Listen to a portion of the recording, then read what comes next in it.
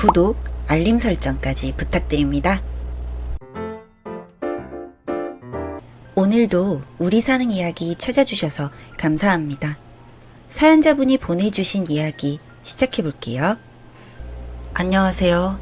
저는 오늘 저의 죄를 누구에게라도 말하고 털어놓고 싶어 이렇게 글을 쓰게 되었습니다. 제 나이는 70을 눈앞에 두고 있는 여자입니다. 전 어려운 시절에 태어나서 어렵고 힘들게 자랐지요.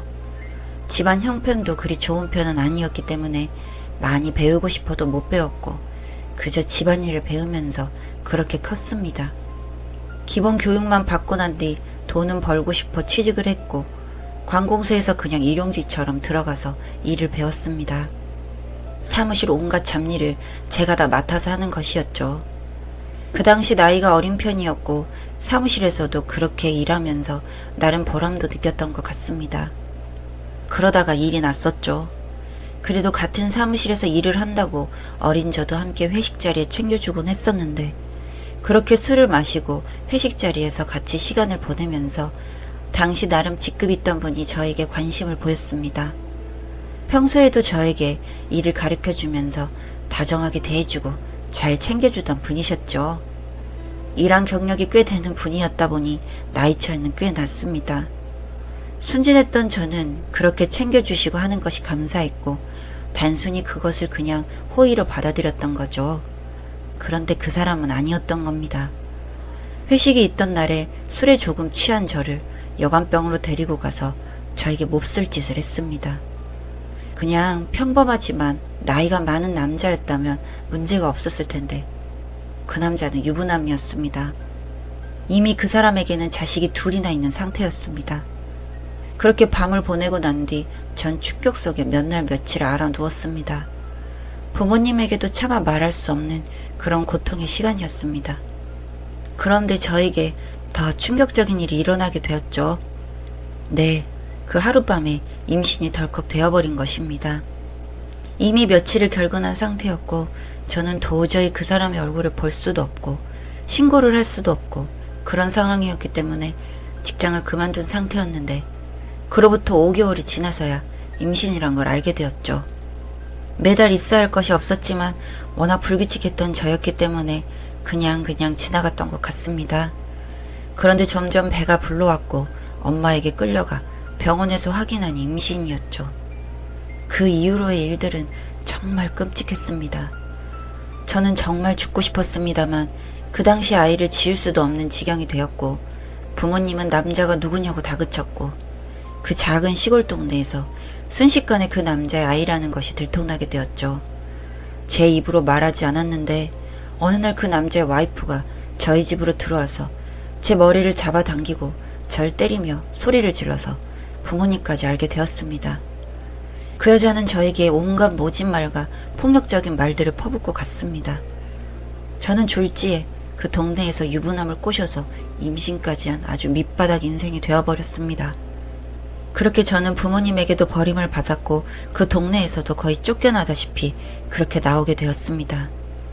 절 낳아주신 엄마마저도 저에게 떠나라고 차라리 죽어버리라고 하셨을 때 전 알았죠. 제 인생은 이제 바닥이 되었구나 하고요. 당장의 뱃속의 아이는 자라고 있고 전 아무것도 없는 여자였습니다. 집에서 쫓겨나는 와중에도 제가 살아야 했기 때문에 엄마가 유일하게 가지고 있던 폐물인 금팔찌를 들고 나왔습니다. 어쩔 수 없었어요. 제가 할 수 있는 게 당장 없는데 이대로 정말 죽을 수도 없었으니까요. 그렇게 기차를 타고 서울로 왔습니다. 그 기차 안에서 흘렸던 눈물과 막막함, 두려움 등은 지금까지도 생생하게 기억이 납니다. 그런데 가끔 후회를 합니다. 차라리 그때 어디 가서 약이라도 먹어버리고 사라져버렸으면 더 낫지 않았을까 하고요. 저는 그렇게 서울에 자리를 잡게 되었습니다. 곧 출산할 때가 다가와가니 너무 막막했습니다. 우선 제일 싼 여관방에 월세를 내며 지내기로 했습니다. 찌린내가 가득 배어있는 그런 오래된 여관방이었습니다. 당장 어디에 취직을 할 수도 없으니 엄마의 금팔찌를 팔아서 돈을 마련했고 그 돈으로 여관방 월세를 내고 출산할 때 드는 비용을 마련하기로 했습니다. 그렇게 저는 하루를 그냥 버티고 버텼습니다. 죽을 수 없어 그냥 살았습니다. 그런데 어느 날 여관방 주인이 저에게 말을 걸어왔지요. 제 사정을 궁금해했고 저는 제 과거가 너무 싫고 힘든데 왜 물어보나 싶어 나를 세워 대답을 했습니다. 그랬더니 그분이 혹시 그 아이를 키우기 힘든 상황이라면 그 아이를 잘 키워줄 수 있는 곳으로 보내는 것이 어떻겠냐고 하더군요. 지금이라면 그런 선택을 하지 않았겠지만 그 당시에 저는 내일 당장이라도 죽으라면 죽을 수 있을 것 같은 상태였던지라 그 이야기에 마음이 갔습니다. 내 한 몸 먹고 살 수 있을지 어떨지도 모르겠고 당장에 낳아놓고 어디 저수지라도 갈 수만 있으면 좋겠다고 생각했는데 이 아기는 무슨 죄인가 싶은 생각이 들었는데 더 좋은 환경에서 자랄 수 있게 해주겠다는 말이 달콤하게 들렸습니다. 여관방 주인의 말은 이 동네에 좀 잘 사는 집이 있는데 그 집에 아기가 생기지 않아서 그 집 시어머니에게 제 이야기를 했더니 관심을 보였다고 하더군요. 그러면서 저만 괜찮다면 제가 낳은 아이를 본인 집안에서 데려다 키우고 싶다고요. 아이의 성별도 크게 상관이 없고 건강한 아이면 된다고 했다는 말과 출산 후 저에게 얼마의 돈을 주겠다고 했습니다. 지금 생각해보니 그래야 뒤탈이 없을 것이라 생각하고 준 것이지 않나 싶습니다. 저는 그런 이야기들이 감사했습니다. 이 아이의 운명은 그래도 살아야 할 운명인가 보다 했지요. 그렇게 한 달 뒤 저는 출산을 했고 여자아이를 낳았습니다. 아이에게 모유를 주고 싶어하는 그분들의 의견에 따라서 저는 2달 정도 아이와 함께 지내게 되었습니다. 그 키키하고 찌린내 나는 여관방이 아닌 그 집의 독채에서 지내게 되었죠. 본체에는 가본 적이 없었습니다만 겉으로 보았을 때 아주 좋은 집이었습니다. 아이에게 젖을 물리며 생각했습니다. 너는 정말 좋은 곳에서 좋은 것만 보고 먹고 그렇게 건강하게 자랐으면 좋겠다고요. 나 같은 엄마 만나서 잘못될 뻔했는데 이렇게 너의 운명이 이곳으로 너를 이끌어 주었나 보구나 하고요. 아이는 날이 갈수록 살이 붙고 예뻐졌습니다. 곧 죽고 싶었던 저에게도 웃음을 지을 수 있게 만들어주는 그런 아이였습니다. 너무 어린 아기라 날 닮았는지 그 사람을 닮았는지 알 수도 없었지만 그저 그 아이의 웃음만 봐도 저는 행복했던 것 같습니다. 그렇게 하루하루가 지나갔고 아기와 헤어져야 할 날이 다가올수록 저는 또 하나의 슬픔이 추가되었습니다만 그런 생각은 혼자 빨리 잊으려고 했습니다. 이 아기를 위해서 나는 최선을 다한 것이고 나는 이 집에서 나가는 대로 죽을 테니 괜찮다고 슬프지 않다고요. 그리고 약속한 그날이 되어 마지막 인사를 하고 저는 그 집을 나왔습니다. 약속했던 돈도 주셨고 받지 않겠다고 했지만 꼭 가져가라고 하시더군요. 이분들은 이것으로 해서 절대 다시 나타나길 바라지 않는구나 라는 마음을 읽고 그 돈을 들고 나왔습니다. 그리고 저는 바로 한강으로 갔습니다. 가장 빨리 죽을 수 있는 곳을 찾다 보니 한강이 있더군요. 그 길로 바로 강으로 갔고 그 강을 바라보며 한참을 앉아 있었습니다. 죽기 직전의 하늘과 바람과 처음 와보는 대도시의 풍경들이 그제서야 눈에 들어오더군요. 그래도 그 시골에서 여기까지 와서 죽을 수 있는 것도 나름 출세한 게 아닐까 하며 혼자 앉아 있었습니다. 그렇게 앉아있는 제 옆에 갑자기 어떤 사람이 와서 앉았습니다. 가방 하나를 툭 던지고 그 위에 털썩 주저앉더군요. 깜짝 놀라서 쳐다보니 죽으려고 왔냐면서 저에게 묻는 겁니다. 그래서 대답도 하지 않고 자리에서 일어나려고 하니 그 남자가 그러더군요. 자기도 3달 전쯤 여기 와서 죽으려고 했었는데 여직 살아있다고요. 어차피 죽을 거면 자기 이야기나 좀 들어주다 가라고요. 그래서 그 사람의 이야기를 들었습니다. 자기는 연년생 아이를 2 키우고 있는 남자인데 아내가 다른 남자와 바람이 나서 밤에 짐 가방 하나 들고 도망가 버렸다고 하더군요. 모아놓은 돈도 없어서 결혼식도 못하고 그냥 그렇게 살고 있다가 아이까지 2이나 낳았는데 핏땡이를 두고 그냥 나가버렸다고요. 그래서 애들과 함께 죽어버릴까 싶어서 여기 왔었다고요. 그런데 죽어야겠다고 마음먹고 집으로 돌아가니 잠들어 있는 아이들과 나이 드신 어머니를 보니 너무 비겁하더란 생각이 들었다고요. 그래서 여직 살아있다면서 웃으며 말하더군요. 그러면서 저에게 아직 나이도 젊은데 단 몇 년이라도 이 세상 어떻게 돌아가는지 좀 보고 싶지 않냐고 물었습니다. 어차피 그런 마음 먹었으니 단 몇 년 아니 몇 달이라도 신나게 살다가 가는 것도 좋지 않겠냐고요. 나와 같은 마음을 먹었다는 이 사람 앞에서 왠지 마음이 편해지는 걸 느꼈습니다. 나만 이렇게 이런 마음을 먹고 사는 게 아니구나 하는 마음과 왠지 내 이야기도 하고 싶어졌지요. 그래서 여기까지 오게 된 이유를 말하게 되었습니다. 가만 들어주던 그 사람이 오늘 그럼 자기 집 가서 따뜻한 밥이나 한 끼 먹고 가라고 했습니다. 우리 아이들도 자랑하고 싶고 우리 엄마는 솜씨 좋다고 소문났으니 정말 맛있는 밥 먹게 해주겠다고요. 그렇게 그 남자를 따라가게 되었고 저는 그 남자의 아내가 되었습니다. 내 아이를 다른 집에 버리듯 던져놓았던 제가 엄마를 잃은 그 남자 아이 둘을 그냥 지나칠 수가 없었습니다. 밝고 씩씩한 그 사람이 좋았고 편안한 목소리가 좋았습니다. 저를 딸처럼 안아주시던 시어머니도 좋았습니다. 그래서 저는 그렇게 여태까지 살게 되었습니다. 마음 한켠에 죄책감도 있었지만 그래도 남편과 아이들을 바쁘게 키우면서 제 인생의 시계는 돌아가기 시작했습니다. 여느 부부처럼 다툴 때도 있고 힘들 때도 있었지만 대체적으로는 행복했다고 생각합니다. 그렇게 저희 아들들은 잘 커주었습니다. 저를 엄마로 따르며 잘 먹고 잘 자고 또 열심히 공부도 하더니 자랑스러운 아이들이 되어주더군요. 둘 다 어디 내놓아도 부끄럽지 않을 만큼 좋은 학교에 좋은 직업까지. 그렇게 저희 부부도 나이가 들어갔습니다. 이렇게 행복했던 날들을 제가 너무 양심 없이 즐기고 있었나 봅니다. 영원할 줄 알았는데 그게 아니더군요. 다들 잘 키워놓고 보니 또 하나 걱정인 것이 부모로서 자식들의 배우자를 만나게 해주고 싶다는 생각이 들었습니다. 하지만 저는 남편이나 이런 것은 억지로 할 수 없다는 생각에 아들들이 데리고 올 여자를 기다렸지요. 그러다 보니 어느 날 좋은 소식이 들려왔습니다. 첫째 아들이 결혼하고 싶은 여자가 있다면서 데리고 온 것입니다. 남편과 저는 마음이 너무 들떴습니다. 너무 행복했지요. 내 아들이 선택한 여자라면 저는 무조건 좋다고 생각했습니다. 그래서 들뜬 마음에 이것저것 물었지요. 아들도 그런 관심이 싫지는 않은 듯이 이야기를 시작했습니다. 그 아가씨에 대한 이야기들을 즐겁게 해나가던 아들이 잠깐 뜸을 들이면서 또 하나의 이야기를 하더군요. 하지만 한 가지 부모님이 어떻게 생각하실지 걱정인 부분이 있다고요. 그래서 떨리는 마음을 가라앉혀가며 무엇이냐 물었죠.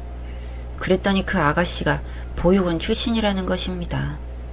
내심 마음이 그렇더군요. 사람 하나만 좋으면 되지 싶다가도 그래도 부모님이 계신 것이 좋은데 혹여나 보육원에서 자라오면서 마음에 상처가 많아서 우리 아들을 힘들게 하지 않을까 하는 걱정이요. 그런 걱정하는 마음을 아들도 아는지 전혀 걱정하실 필요가 없다면서 그냥 만나보시면 좋아하실 거라고 했습니다. 그렇게 그 아가씨를 처음 보는 날이었습니다.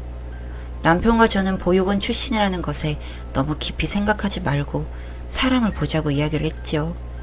준비해두었던 식사를 하고 다과를 먹으면서 보니 참 예쁘고 성격도 좋은 그런 아가씨였습니다.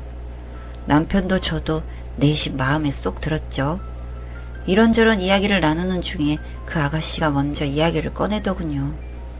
자신은 낳아준 부모에게 태어나자마자 버림받고 양녀로 들어갔지만 그 집에서도 천덕꾸리기 신세가 되어서 보육원에서 지내게 되었다고요. 그런 마음 아픈 이야기를 별일 아니라는 듯 웃으면서 이야기를 하던 그 아가씨가 너무 마음이 쓰였고 안타까웠습니다. 하지만 자신은 그래도 괜찮다고 하더군요. 그런 세월이 있었기 때문에 본인은 더 열심히 살 수 있었던 것 같고 그 결과 이렇게 좋은 남자친구도 만날 수 있었던 게 아닌가 싶다고요. 참 말 한마디 한마디 똑똑하고 예쁘다 싶었습니다. 그렇게 아가씨를 집에 보내고 남편과 저는 이야기를 했습니다. 우리 정말 저 아이에게 좋은 부모가 되자고요. 그렇게 아들의 결혼 준비가 시작이 되었습니다. 집을 구하는 것부터 시작을 하게 되었고 기쁜 마음으로 아이들의 신혼집을 찾아보았고 부모가 없는 그 아이를 위해서 같이 혼수도 보러 다녔습니다. 그 아이와 이야기하고 여기저기 다니는 시간들이 참 즐겁더군요. 남편은 저와 며느리가 될 아이가 너무 잘 지내니 질투를 하기도 했습니다. 자신만 빼놓고 그렇게 다닌다고요. 그런 질투도 즐겁다 느껴질 만큼 행복했던 나날들이었습니다. 그러다가 어느 날인가 그 아이가 묻더군요. 우리 첫째 아들에게 들었다면서 낳아주신 어머니가 아니신 걸로 알고 있다고요. 저는 내심 속으로 놀라긴 했습니다. 그런 이야기까지 벌써 했나 싶기도 했지만 숨길 일도 아니란 생각이 들더군요. 그래서 맞다고 했고 그 아이와 저는 과거의 이야기들을 하게 되었습니다. 저는 지난 과거 이야기를 하는 것이 어색할 줄 알았습니다. 그 옛날 남편에게 말한 이후로 어느 누구에게도 이야기해 본 적 없던 죽고 싶었던 내 과거 이야기를 이 아이에게 하고 있는 제 자신을 발견하고는 저도 참 놀랐습니다. 하지만 저는 단 하나의 과거인 딸 하나를 다른 곳으로 보냈다는 말은 하지 못했습니다. 그것만큼은 말할 수가 없었지요. 자연스럽게 제 이야기에서 그 아이의 이야기로 넘어가게 되었고 그 아이의 이야기를 듣는데 저는 충격에 말을 잃었습니다. 과거의 자신은 부잣집에서 지냈으나 그 집안에 아이가 생기면서 자신은 학대받기 시작했다고 하더군요.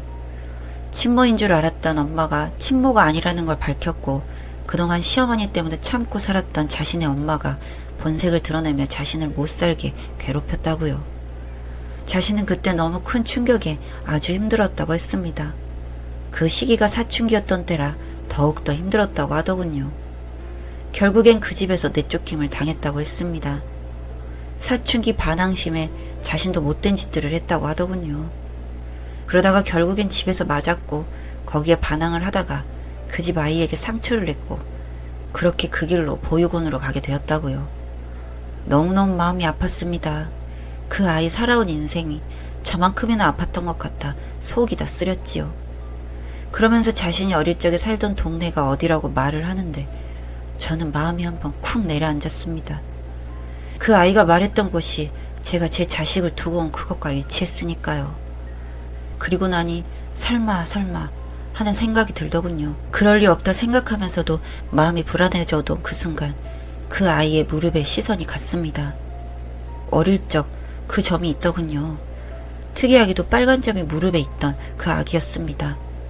그 아이가 제 얼굴을 살피며 안색이 안 좋다고 하는데 그때서야 저와 닮은 듯한 그 아이의 얼굴이 눈에 들어왔습니다.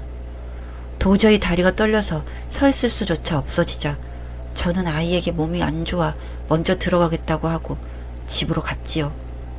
그 길로 그 아이가 있었다던 보육원에 전화를 걸었고 저는 제가 그 아이의 엄마인 것을 알게 되었습니다. 하늘이 무너지는 것 같더군요.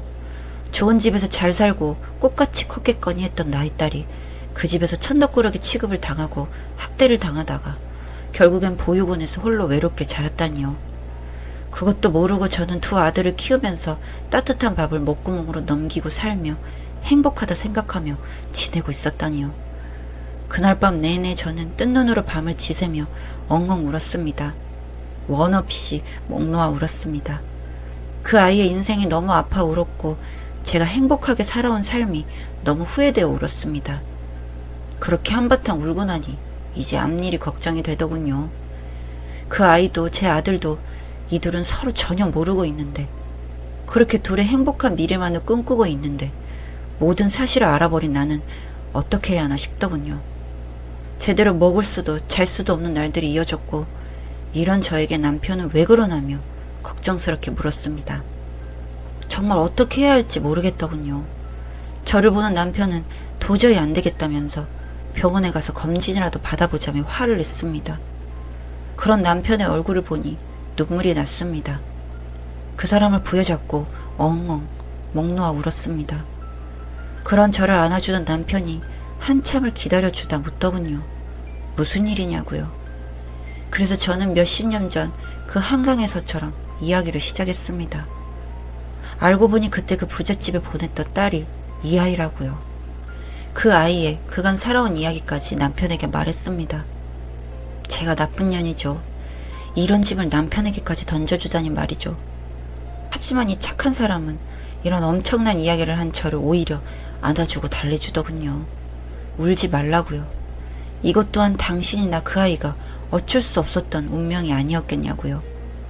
그렇게 저와 남편은 그 아이를 며느리로 받아들였습니다.